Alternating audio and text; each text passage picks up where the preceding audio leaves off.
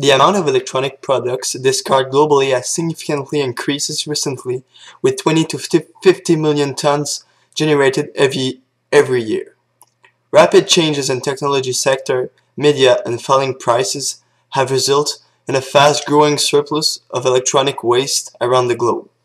The USA discards 30 million computers each year, and 100 million phones are disposed of in Europe each year. The Environmental Protection Agency estimates that only 15 to 20% of e-waste is recycled. The rest of these electronics goes directly into landfills and incinerators. The most common resources found in electronics are lead, silver, mercury, and silicon. Lead is the 82nd element in the periodic table. Metallic lead does occur in nature in form of ore, usually found with zinc, silver, and copper, but it is a rare metal. Silver is also considered like a precious metal and occurs in nature. Finally, silicon is the 14th element in the periodic table and is mainly used in computer components. Over 90% of the Earth's crust is composed of silicate minerals, making silicon the second most abundant element in the Earth's crust after oxygen. Extraction and transformation process, the minerals are, in most of the case, shipped by boats to the electronic factories based in China. Let's take a specific company to explain the process. Foxconn is a Taiwanese multinational electronics manufacturing company that manufactures almost all of the most popular electronics devices corresponding to the biggest companies such as Apple, Acer, Cisco, Dell, Microsoft, Motorola, Nintendo, Nokia, Samsung, Sony, and Toshiba. Considered as the largest private sector employer in China, Foxconn has been involved in several controversies, mostly relating to how it manages employees. The role of these factories is to transform the mineral into a specific product. After the product has been made, they are shipped to their corresponding company's warehouse, where they wait there until they are sold to different retail stores such as Best Buy, Future Shop, Apple Store, etc. From cell phones to laptops, iPod to digital cameras, we're buying and throwing away more electronic products than ever before.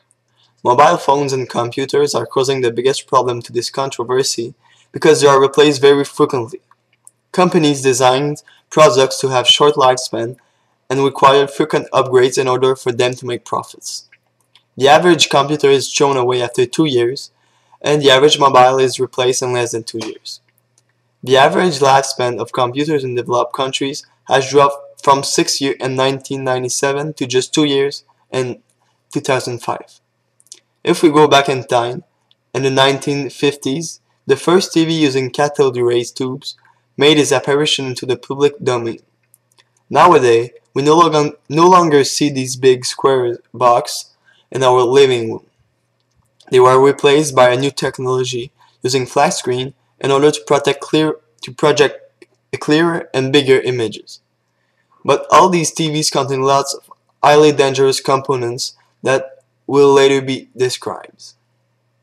Electronic trash or e-waste contains toxic chemicals and heavy metals that cannot be disposed or recycled safely. These pollutants end up in our water and the air we breathe.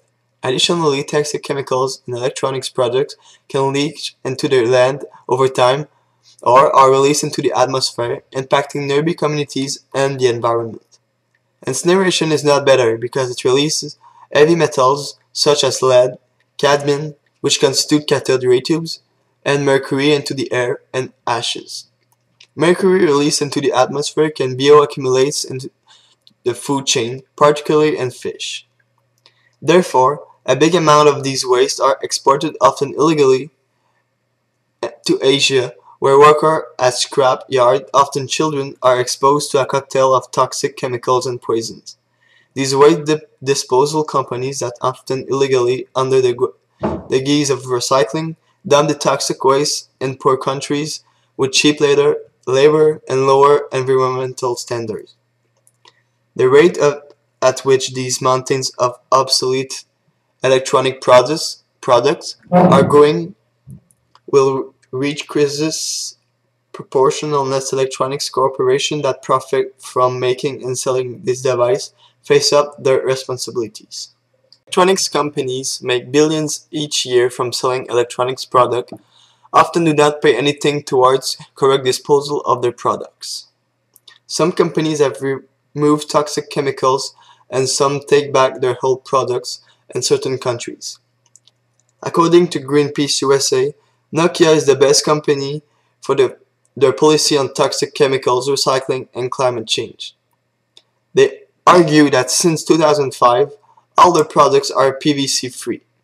However, it fails to score for its position on the Restriction of Hazardous Substances and Electronic Directive, followed by Sony Ericsson, which is the best performer on the toxic chemical criteria of all the ranked brands. The two worst companies concerning environmental awareness are Microsoft and Nintendo. They both want to eliminate the use of PVC plastic and other chemical in their product, but they did not apply this policy yet. With iCloud, when you make a change on one device, it instantly updates all your others. Download an app on the go, and it's there when you get home. Along with some other stuff you didn't order. Make a change on the way to work, and get immediate results.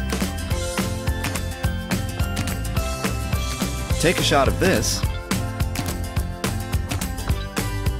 and you get a whole lot more. Now, the things you do on your phone have an impact on the world. Apple powers its iCloud with dirty energy. Tell them to think differently.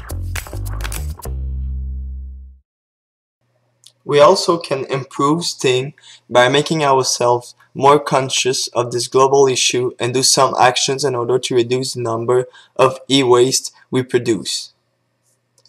We should support companies that make clean products. Also, before buying, think twice about whether you really need a new device. Return your equipment to the manufacturer when you have finished with it.